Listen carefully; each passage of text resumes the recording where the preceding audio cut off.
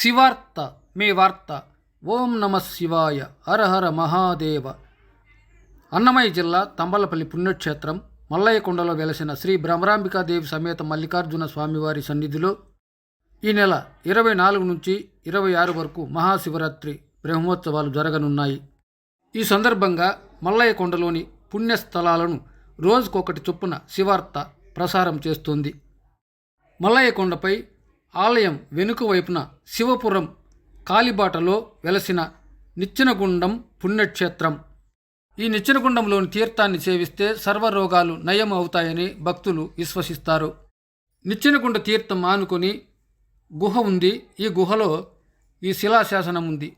పులిని వధిస్తున్న రాజు మలిచోళ రాజుల కాలం నుంచే సాధుకొండ, ఇనుముకొండ, మల్లయ్యకొండ, కోటకొండ ఉమ్మడి అటవీ ప్రాంతంలో పుణ్యస్థలాలు, ఆలయాలు వెలిశాయన్నది శాసనాల ద్వారా తెలుస్తోంది. ఈ ప్రాంతంలో అనేక చోట్ల తమిళ, కన్నడ, సంస్కృతం, తెలుగు తదితర భాషలలో శిలాశాసనాలు ఉన్నాయి.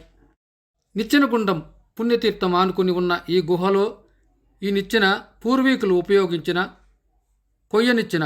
ఈ నిచ్చెనతో నిచ్చెనగుండం పైన ఉన్న తీర్థాన్ని సేవించడానికి ఈ నిచ్చెనపై వెళ్ళి భక్తులు తీర్థం సేవించేవారు. ఇది పాతబడి శిథిలావస్థలో ఉంది.